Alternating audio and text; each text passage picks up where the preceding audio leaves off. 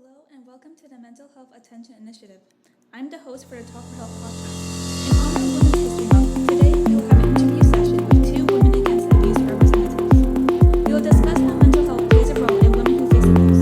I hope that from listening to these responses regarding close link between mental health and physical health, and a major impact this has will give you a newer perspective. To start, may you please introduce yourself and your work team? Yeah. So my name is Rachel. I am a community educator at Women Against Abuse. My name is Christian. I'm also a community educator with Women Against Abuse. And so a little bit more about what we do. So as community educators, we educate on intimate partner violence and domestic violence anywhere from youth to adult. So I, Rachel, am more youth focused, where we'll go into schools, we will do one-off trainings like we're doing here, and we'll just kind of bring this kind of awareness to people so that they're able to look for warning signs and all of that good stuff. And I feel like, just sort of adding on top of that, what we try to use are kind of like games and reflective activities to sort of get the conversation rolling. So like we talked about like a little bit before, it can be a little bit of a difficult subject to kind of like step into. Like people, there's a little bit of uncomfortability, they're not used to talking about it, they're not used to talking about it in school. And so we try to find like creative ways to get people like thinking and reflecting, because I think the sort of underlying goal of a community educator in violence prevention is like, how do you get people to be thoughtful about the relationships that they're in, like attuned to another person, like what care looks like, and then have a calm sort of approach to figuring out how to solve conflict, right? I think that's like the underlying, like if we get people to think about certain things and certain values that they have and certain potential things, that boundaries and how to communicate those, right? That it might be helpful to, prevent intimate partner violence. Yeah, absolutely. I think that on top of, yes, we're doing this work to talk about intimate partner violence and to educate, but we're also helping people understand how to have a successful, healthy relationship and what that looks like, because it's not really shown in media or in society, really. Question number 2 is, how does mental health relate to abuse? You should probably go first. Yes, so mental health and intimate partner violence go hand in hand. So mental health is it's an ongoing conversation, and it's so vague. I mean, we still haven't scraped the surface on these kinds of things, but what we do know is that depending on how you're feeling within your brain, within your body, it's going to impact the way that you perceive life and the way that you go about things, your relationships and all of that. So I don't think that there's any rhyme or reason necessarily in regards to mental health and how people act abusively. I don't think the correlation is always going to be there. But if you are someone who has gone through an abusive relationship, or you're a survivor of an abusive relationship, then it's where you know that it has traumatic and long-lasting effects. Depending on the kind of abuse that was taken place and the kind of things that were like involved and how you were impacted by them, it could manifest itself in your body, and it could lead you to feeling dissociative. You're going to feel a higher anxiety rates, PTSD, post-traumatic stress disorder, and we know that after a while, when you're dealing with these really hard things, the route of recovery is not going to be linear, right? So when we're talking about the two things, they absolutely are married to each other. They're very much so go together. But I think it also depends on how you're going about it. If we're talking about the person who's acting abusively, or the person who's also suffering the abuse, the person who's going through it. I think in my opinion, if we're gonna go with the person who's acting abusively, we could also kind of look back on how they grew up, right? Did they have high anxiety bouts? How was their relationship? And I think that makes a huge impact on the way that they act towards other people as well. So yeah, I think about when it comes to mental health, right? Like kind of like wellness of our society, right? And our capacity to do things that make a relationship work well. So whether that's paying attention to someone, whether that's being attuned to how they feel, whether it's being what's another word? What's the other A? There's another attuned, aware, like self-aware. But yeah, like thinking about like also in things that where that like becomes interrupted, like the same kind of similar vulnerabilities that make us like more susceptible to feeling the effects of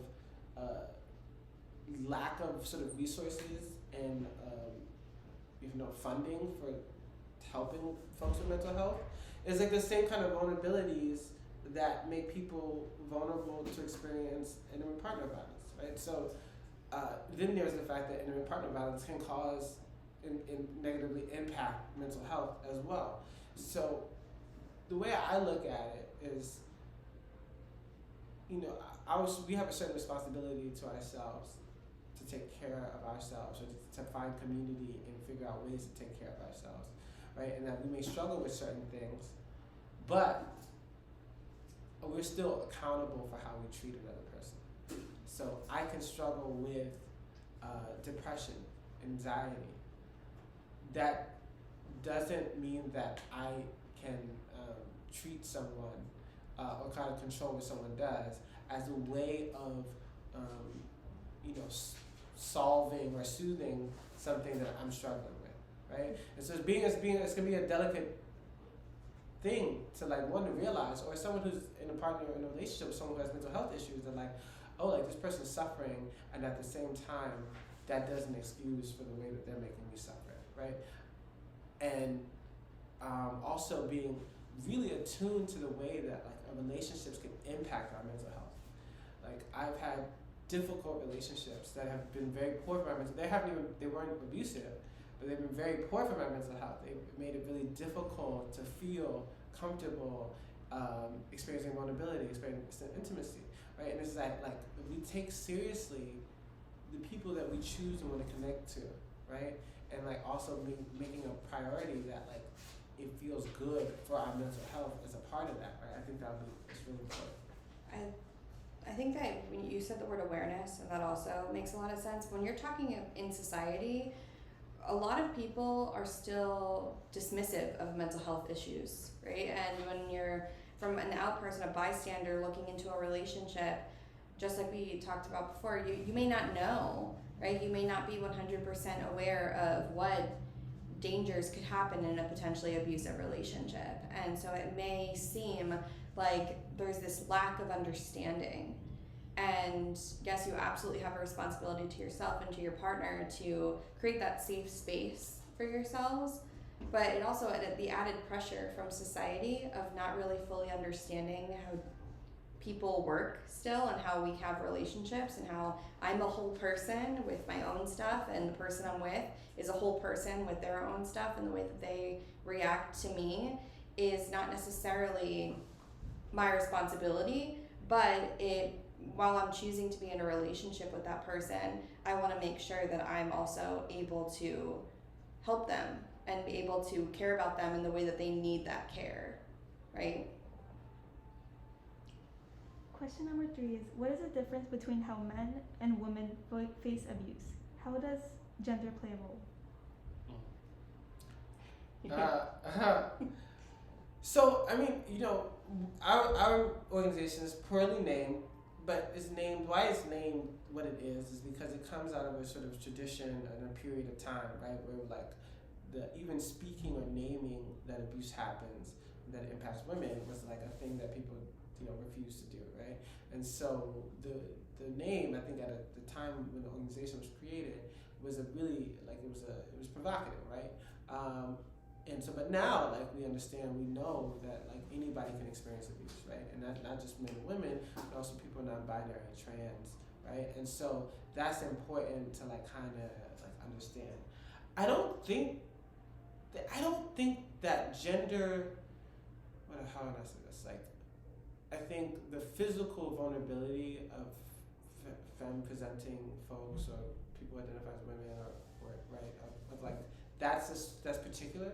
Because if they're in heterosexual relationships, like men are stronger.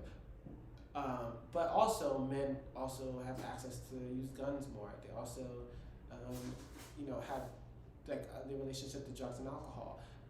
Again, going back to the mental health, right, as a way of bombing certain kind of things that they might experience, right? So like we know that those things happen more often with men, and that like thus the lethality, right, for women in terms of intimate partner violence is higher, right? Even if like the idea of the incidence, the possibility that abuse can happen, right, between them are not like they might sort of be a discrepancy, but not very very big, right? So, but men can be abused, men can be physically abused, men can be emotionally abused, right? And then thinking about for folks who are non-binary and trans, like their vulnerability is high because you're thinking about like what makes folks a sort of warning sign of abuse is isolation. And they experience a social isolation already. They experience lack of resources, lack of support, family, not maybe being as supportive, right? So like all those things make them vulnerable to experience abuse at higher rates. So that's like when I think of say gender, I think those are the ways that I think they might impact, right? I think it depends on where we are, right? So currently, right now, we are in Philadelphia, we're in the United States, and we perceive gender and we perceive violence in specific ways, right? When I say the word violence, somebody immediately is going to think a physical act of violence, or going to think all of those, again, those physicalities, maybe gun violence, maybe hate crimes, and that's all very, again, twisted and it's connected to intimate partner violence. But if we were to talk about this in a different place, in a different culture that views gender very differently or views violence very differently in relationship standards and relationship norms, then it's going to be a whole different conversation. What we know to be true now is that, again, abuse doesn't know a face, it doesn't know a gender or a sexuality or any of those things. When we talk about how intimate partner violence will impact specific people who identify as these genders and people who are in heterosexual relationships versus part of the LGBTQ community, I think that's where we can kind of really tune in on, is there a huge difference of how violence impacts these people?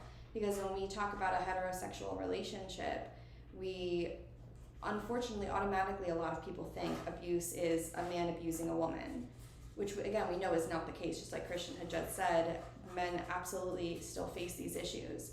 And we talk about people who are in lesbian relationships where it's two women identifying folks, or if it's a gay couple, it's two male identifying people.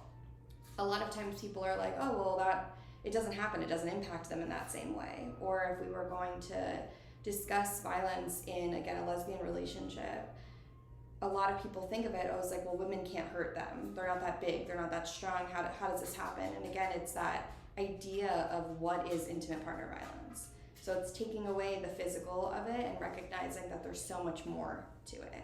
So I think that there is a huge gender component to it, but I think that it's expanding now that our understanding of who people are and how people can identify and the relationships that they can have are growing in this really, really wonderful way.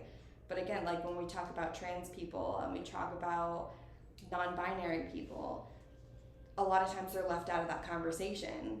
So I think, again, I 100% agree with what Christian was saying. I just think that depending on what kind of context the conversation is in, and if we're specifying what kind of violence we're talking about and how this violence is impacting them and their ability to live their lives, that's when gender comes into play. An example for a trans person, if they're dating someone and they're on their health insurance, right? In order for them to be able to receive the hormone treatment that they need or be able to receive gender affirming care, they might rely on somebody for money, or they might rely on someone for that medical coverage.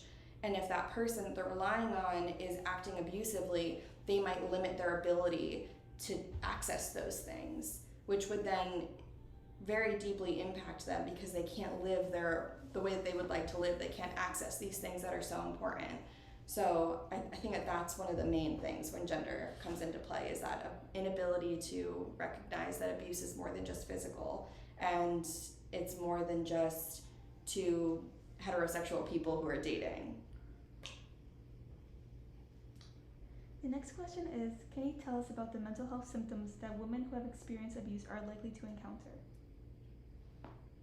I think for myself as a survivor of abuse, I think that after you experience an abusive relationship, it's this like, it's like a de-shedding of like you're sad and like there's a depressive state, because again, when you enter a relationship, you care about that person, you love that person, and you want to believe in them that they're not going to hurt you. And you also want to believe that the people who are in your corner, your support system, are going to support you, and they're going to be there for you, and you're going to be safe with this human being you're deciding to spend all this time with.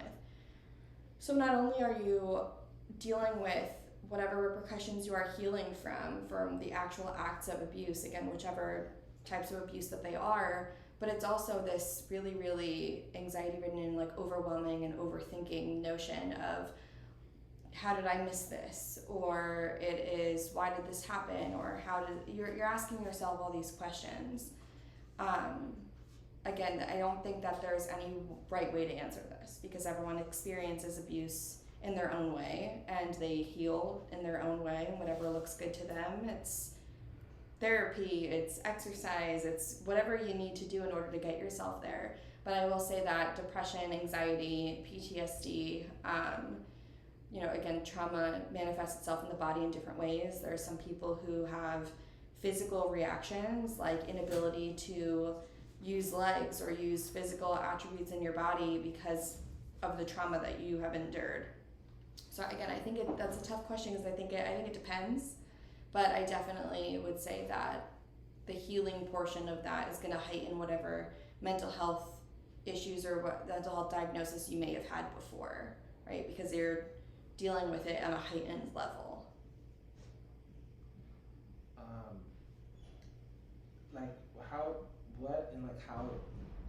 Healing from trauma, that process, what that looks like, I think is the determinant, right? But I think in the context of talking specifically about women, right, it's like dealing with that on top of all the other things that women in society have to deal with. And so, it can be a range. Like, I've met people who are survivors and, are thriving, and because they realized they had to give special attention to themselves to heal, right? And that they were worthy of relationships, and that they were worthy of a life that felt good. And then there are other people that have experienced abuse and survivors who there's been a struggle to be able to be in relationship again, to maintain relationships, to experience care, right? And so it's a range, it's a range. And so I say, hope. I'm never a person that's like, what doesn't destroy you makes you stronger. But you do see the range of how a human being can be really resilient, right? That doesn't mean there's not scars. It doesn't mean it wasn't painful, or they would have chosen to go through that again. But at the same time, we also understand our vulnerability, how vulnerable we are, especially when we're trying to do something that most humans try to do, is just try to find someone and connect with people that love them, right? And how that that vulnerability can be used against someone. And so I think it can be a range. What would you say are the biggest challenges that individuals who have experienced abuse face when seeking mental health support?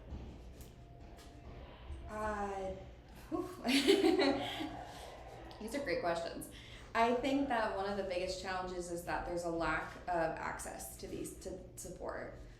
It's also from the bare minimum of, after you've experienced abuse, disclosing that abuse and being believed, right? Because it's always, sometimes you get this backlash of are you sure what's going on? And they don't necessarily just say, I hear you, thank you for sharing, I know it's hard, what do you want your life to look like?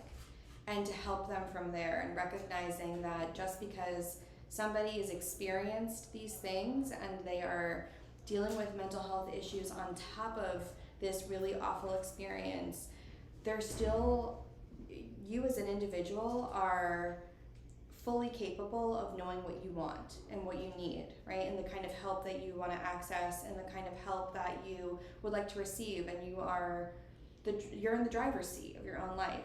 So I think that sometimes when you're trying to access help and you're trying to access these resources, people want to help you because natural healers, and you're in a healing position and you're in a helping job, but it's taking a step back and saying, like, I'm not here to make decisions for you. I'm here to aid you in whatever you need. If you need access to these resources, or if you need to find a therapist that works in a specific way for you, or if you need care in the form of medicine, if that's what you would like to do, or self-care guidance, you know? So I truly do think that it's recognizing that, oh, yes, we are able to access these things, but after you access them, what does it look like after that? Like, are you being forced to do something that you don't want to do, which could potentially re-traumatize that person? They were just in an abusive relationship, and telling them this is what they have to do in order to get better is kind of this, it's a deafening feeling where it takes, once again, their ability to advocate for themselves and have autonomy. So I think that, in my opinion, I would say one of the basic things is, first off, believing that this person has gone through this thing, recognizing that, again, they have the ability and they are deserving of making choice, and they can tell you how they want their life to look like, and they can tell you what they want out of this experience and what their goals are, and that they also should 100% have the ability to say no if it doesn't fit.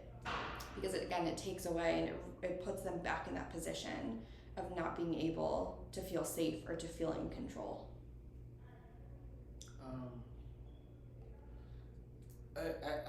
I tend to still think about the barriers for access to mental health. So, like, you know, right now, I don't know if you know, but they always say a shortage. I say shortage. Shortage is a fair word.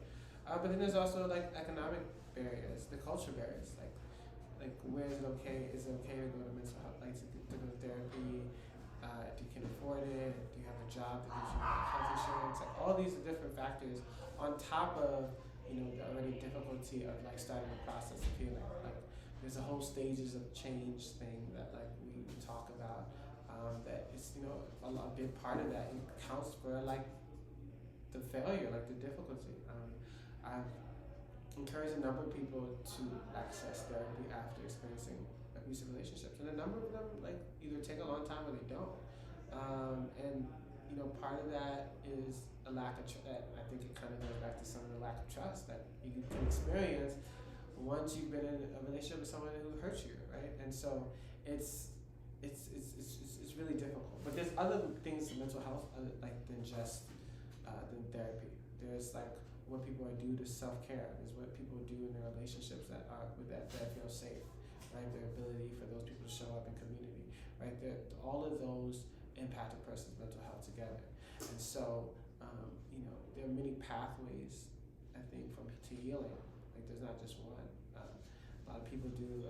There's a spokesperson for our organization who was in one of our safe havens with her daughter, and she's a MAA and martial artist. Like, she does how do you say it? Wow. Like, kind of MMA, like kickboxing. Yeah. So she does MMA, and, like, you know, part of her abusive partner was also involved with it, but I think her journey back, healing, was to get back into, you know, that was part of her way. I'm sure along with a lot of other things, but you know, health and fitness is a big part of people's journey sometimes towards healing. Yeah. The next question is, what is some advice you will give to individuals who are hesitant to speak out on abuse? To speak out. So you mean their experience of abuse, or they're talking about people in the society saying, like, abuse is not acceptable? I guess seeing their experiences as a way to find healing.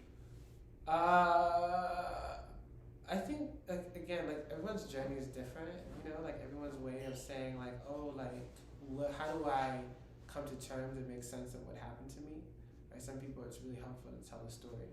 Some people, it's very helpful to, like, that they feel like they want to go into a serving, you know, like Rachel was mentioning, like, position in order to, like, kind of work through some of the things, or, like, as a way of showing that they worked through. So I guess I encourage people to feel safe, right? I believe in the healing power of arts. I write poetry, I do photography, I do video. Like, I think it's a really important way of recreating, re-narrating like the story of your life. Because I think one of the horrible or sort of most difficult parts of an abusive relationship, right, is that it kind of like a narrative is forced on you and a dynamic, and it's repetitive and it repeats, and it's hard to like unwind that, right? And I think storytelling is a big part of it. But to some people, like gardening, right, is a way of like healing people's ability to like have relationship. So they have a relationship with the land, with plants, talk to them and feel like it helps them feel safe again, and feel like accomplished, and heals their ability to be back in a relationship. So because speaking out, my advice is to figure out what your voice is and how you want to use it and what you feel safe and comfortable doing, and like just don't be. I would encourage people to like use whatever tools that they use to help them get through what they were going to, and honor those tools, right, for themselves. I think that in regards to advice, I would say that if you are someone who's gone through this and you have a desire to share, right, rather than taking the like obligation out of it, of thinking like I've gone through this and now it's my job to share to other people or to do these things, take that obligation away from it, because you have gone through this thing and you don't have to do anything. You don't have to share your story. You don't have to do these things. But if you were going to choose to do it, it's very much like Christian said, like find your way that feels good to you. Don't do it in a way that is going to potentially re-traumatize yourself and make you feel uncomfortable while you're doing it. And I think that it's also not just sharing your experience, it's you can take what happened to you and take what you have heard from that's happened to other people and kind of rework how we're talking about it and really highlight what does a healthy relationship look like. It doesn't necessarily have to be what was your abusive situation, and can you paint me a picture of what this is, because also that may impact a lot of people, right? And when you're impacting these people in that way and you're talking about these things, you don't know what kind of reaction you're going to get. You never really know how someone is going to feel, or if you might potentially trigger someone else into feeling a certain way. You're responsible for that either. But being able to elevate yourself and empower yourself to share things that with the goal of empowering and educating. Or again, it could be educating on what a healthy relationship look like and why we should be able to talk about those kinds of things. Because it's not talked about. Or when you go to talk about what is a healthy relationship, no one really wants to say anything, and they're like, well, whatever makes you happy. But like, what is happiness? What are these things? So I think that if I were to give advice to someone who's experienced these things and has the desire to share, then it would be finding your purpose as to why you're sharing. What is the goal of sharing? Is it to create community, or is it to educate, or is it to heal? Are you trying to heal from this? There's a lot of thoughts that go through your head when you're going to do something. And when you're going to share this kind of experience, recognizing your purpose as to why you're sharing this is going to be the foundation of like whether or not you are going to be successful and whether or not you are going to feel positive about the experience afterwards. Because again, if you're doing it out of potential obligation, it may take away still. You might feel like you don't really have the choice to do it, which is not true. You always have the option to not do those things. So it's sifting out what you want to do, sifting out what you want to talk about, how many details of yourself you are comfortable sharing, if at all. Because you could also share your experience as like a third party, that you can pretend that it's not you and it's you're telling a story to take yourself out of it, which may be helpful. You can be writing, you could do things that feel comfortable, again, just like Christian said, like creating it as a narrative that you feel comfortable telling and that you feel empowered and proud of yourself for doing. Because when you stand up and we say these things, it's important to recognize that this is a deserving of a platform and elevation. But that doesn't necessarily mean that you specifically have to be that voice. You don't have to do these things. You don't have to do that. You can. You have the ability and you are able to.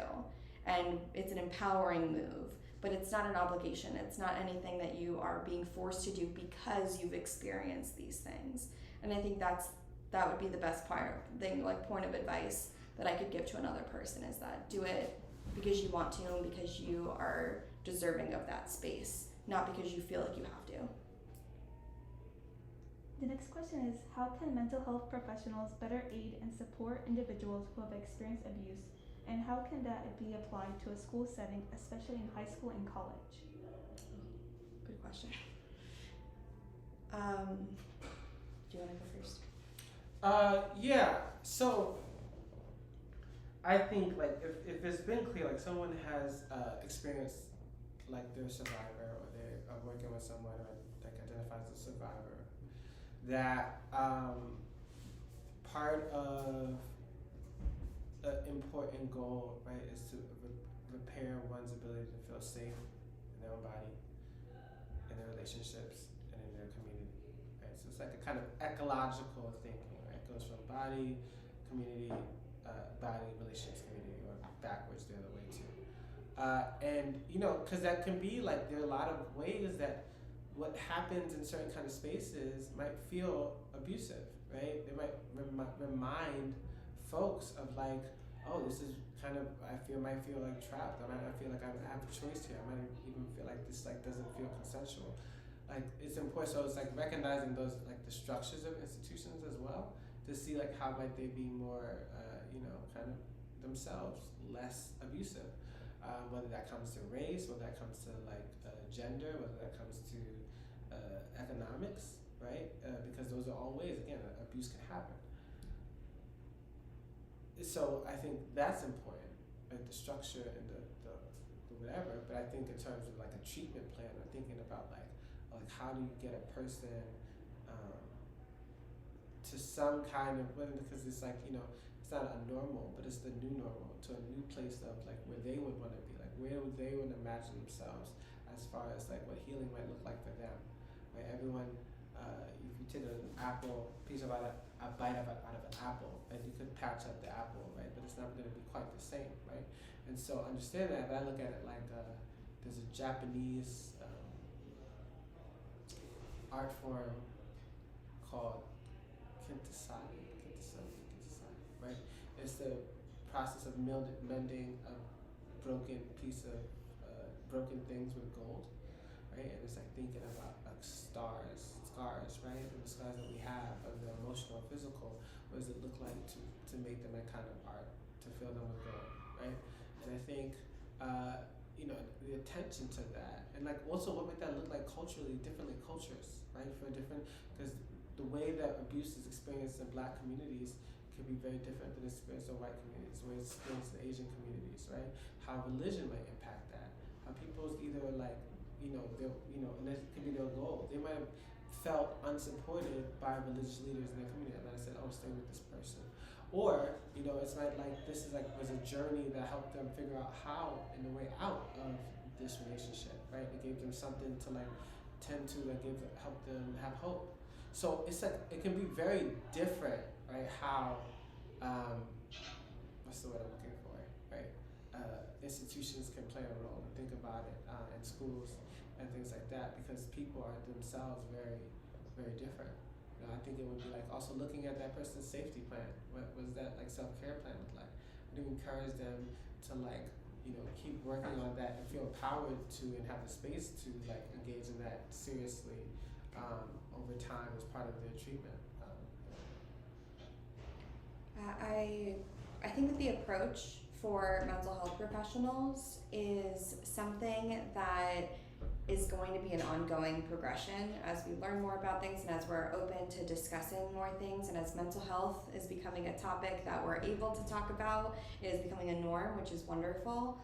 I think the approach is, again, recognizing that sometimes when you go to these mental health professionals, you go in and you ask them to diagnose you with something. You're going to them, you don't feel right, and you're like, I don't know what's wrong, I don't know what's going on, and they potentially do a series of assessments to give you something to work with. Like, I have this, or you have that, or medication, or anything that looks like. And you can't necessarily you can't diagnose someone with intimate partner violence. Like, you can't diagnose someone as a survivor of abuse.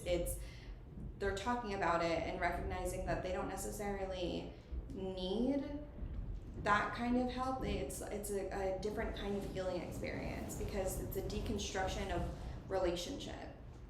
What does that relationship look like? What did that look like? How did it feel at specific points? How do you feel being away from it? Because when you approach it as fully survivor-centered, right? Person first, you are talking with them, you're elevating their ability to, again, advocate for themselves and create strength. It's a different relationship, and that person can heal in the way that is going to feel good to them. And that's needless to say, they might have anxiety, depression, or these other diagnosable things, but it's a different conversation. It's not just, this person, they've gone through this, they need this kind of help. It's what are you looking for? How do we need to elevate that? And again, it's going to be a conversation. It's going to be different for everyone. And bringing it to a school level for middle school, high school, college, I think, again, it's making it accessible. It's a conversation that people get to have. It's creating campus-wide organizations that are viewed in a way that is not negative. It's being free to talk about these things and creating this conversation, creating community. It's allowing schools to have these kind of conversations, right? Christian and I are here, and we did this exact presentation on teen dating violence, and like, schools don't necessarily always get that. I know that when I was in school and I was younger, I didn't have that kind of information.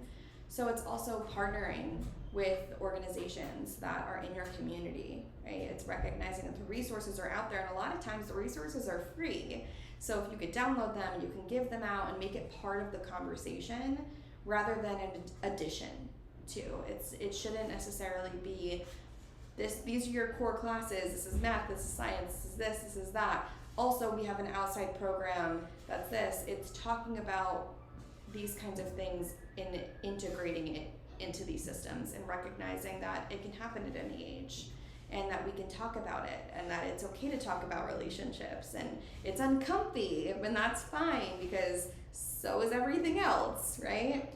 So I think there's no right or wrong way to bring it into a school, but I think making it accessible and allowing the people who are providing the education to know that there are resources out there, and if they are uncomfortable talking about it, or if they're uncomfortable and not really sure how to talk about it, it's reiterating the ability to be educated. Women Against Abuse, again, we do trainings, right? We train professionals, we train youth, it's a kind of like a you ask and we deliver type of situation, and we have these resources that we want the community to access, and that stands true for most places, right? They have the ability to either send you information or call a hotline or to go on a website, and it all brings it down to recognizing the conversation isn't out of reach. So if you're going to bring this to this level, to the school level, it's free letting that conversation exist.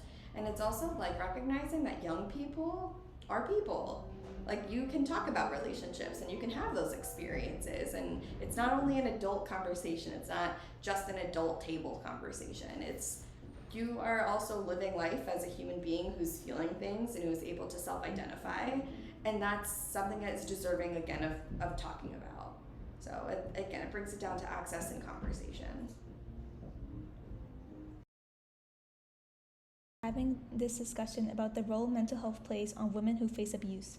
This will give us insight on support resources to help us better aid students within our school. And that closes our interview from the Talk4Help podcast. Thanks to our guests today and for listening. Stay tuned for the next episode for the Talk4Help podcast and keep your eyes open on the Mental Health Attention website and Instagram at Phila_MHA for more updates. Hope to see you again.